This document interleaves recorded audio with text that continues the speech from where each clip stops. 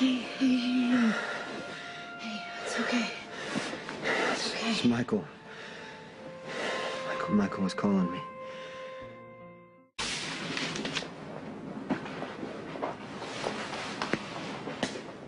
Are you all right? Just can't stop thinking about my dream. Oh, you said Michael called to you? Yeah. Michael called me. I was in Sonny's old penthouse. So I went upstairs. I was walking down the hall, went out to his room, and I opened the door, and I was in that swamp, Louisiana, next to the grave. I don't know, it's weird. Sonny and Carly were burying some toy, some boat that I gave Michael, but Michael just kept calling me. Do you feel like there are any loose ends or anything about the case that's still bothering you? I don't know. I don't know. Are you blaming Sonny? Do you think that it's his fault that he didn't save Michael? No. No? What about the FBI or Reese? What about them? Do you think it's their fault? They did all they could. What about you? Are you blaming yourself? Jason, you did more than anyone. Do you understand that? You went further. You took more chances.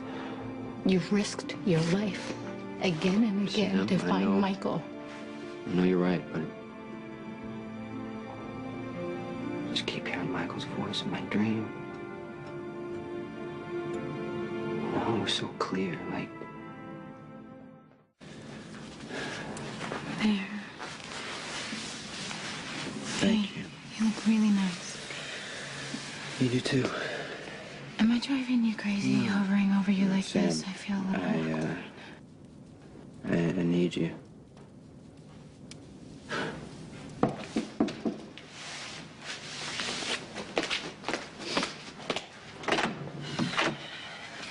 Carly, hi. Come in, please. I'm gonna meet you at the service, okay?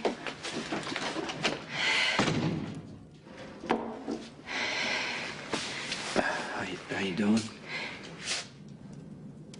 I don't know. Jason, I was at the church this morning. I was making sure everything was said and it was okay, and I was just on my way back to Sonny's. And I had this memory of me 8.5 months pregnant, running through the rain to find you. Because I trashed my life and AJ was going to take my baby away.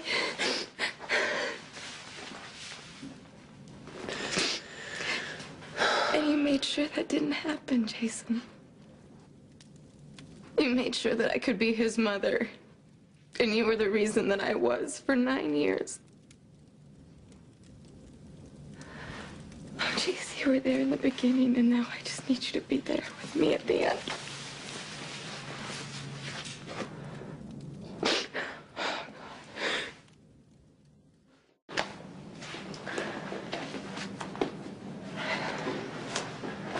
Hi, Sam. Hi. Is Jason with you? No, Carly stopped by, and I could tell it was obvious they needed to talk, so I came early to pray. How is he? He is grieving so deeply, he cannot express it. And I am just not sure what to say to him, you know?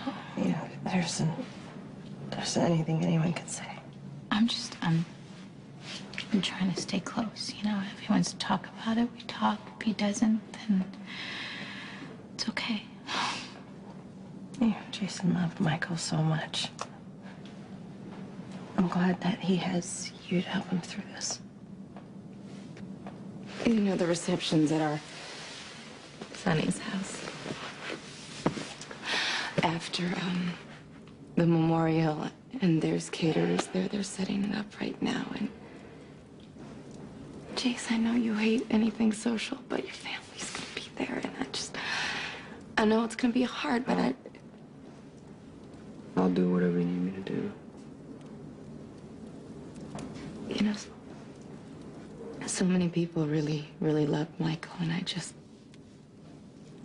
think we owe it to him to let them share their memories and pay their condolences.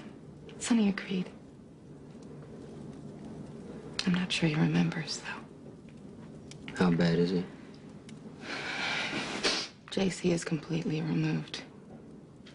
Completely. He's going through the motions, and I keep expecting him to explode. You know, throw something, cry, and the only time he's engaged is when he's with Morgan, and otherwise he's completely detached. He's blaming himself. Yeah. He's blaming himself more than he even blames Faith. And I'm worried that the pain and the guilt is gonna get so bad he can't take it anymore.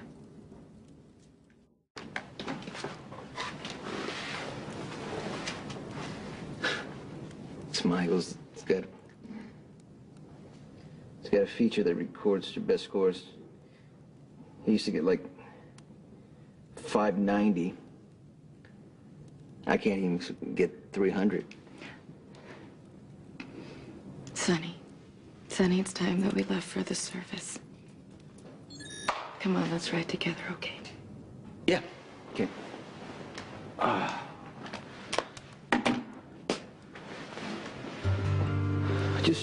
I want to tell you guys, you know, I wasn't there when Michael was born or when he was baptized. You two were, and you gave me the privilege of, you know, being his father. It's the greatest gift I've ever received.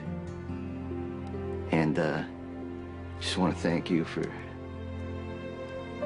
sharing it with me.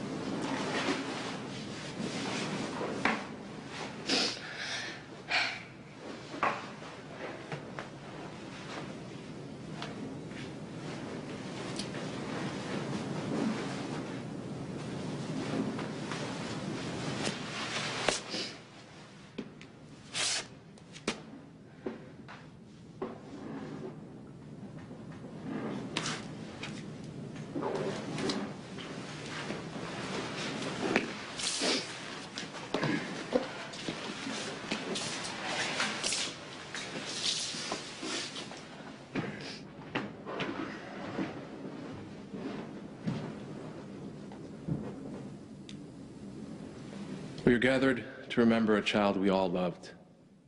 God, in his wisdom, knows the span of our days. He has chosen to call Michael to himself, whom he adopted as his own in baptism. Our firm belief is that Michael has entered a new and radiant life that'll never end. Our firm hope is that one day we shall all do the same. Let us ask God to comfort his family and friends, and to increase our desire. Very good. Just keep your hand behind the neck and support it, and hold them really close to your body. Good. Maybe it's like that. How's this? Well, ask him. You comfortable, kid? Come on, you can tell me. There is an appointed time for everything. A time for every affair under the heavens.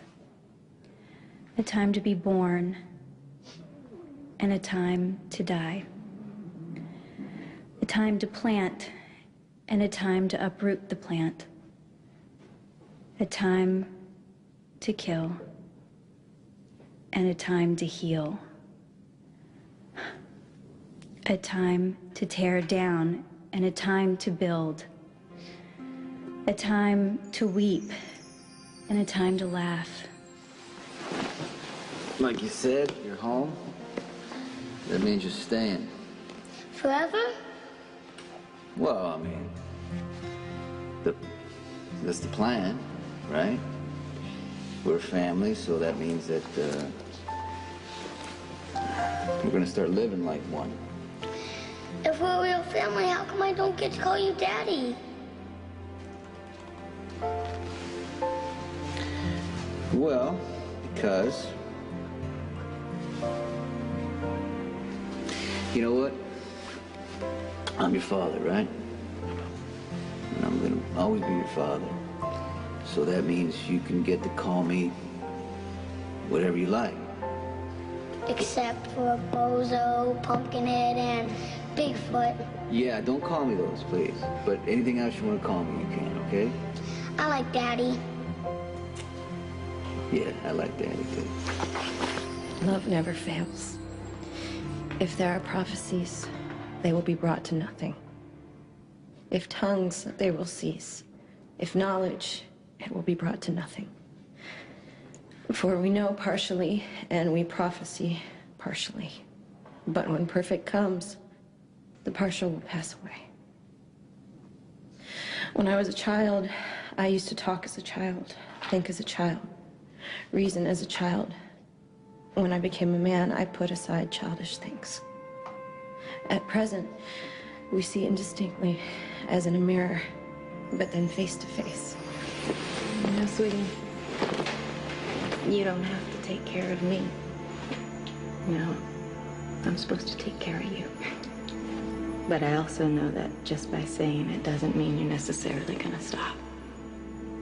Because you're a lot like me. Like you. Yeah, like me.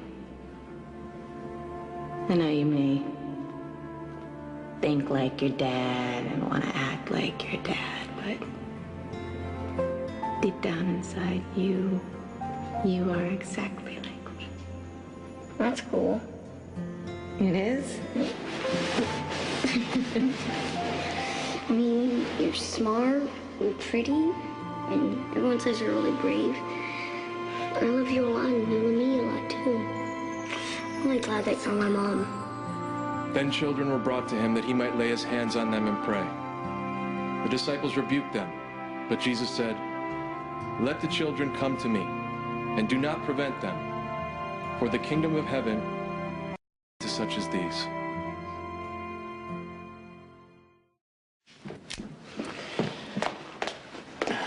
Just do me a favor and just pay attention at the reception. What am I looking for? Anything that's out of place. A guest who says something off about Michael, who might know too much or covering something up. What do you think? That Faith was working with an accomplice? I don't know, Sam. I do know that I'm not ready to live my life without Michael. So I'm gonna keep searching until I know for sure what happened to him and why.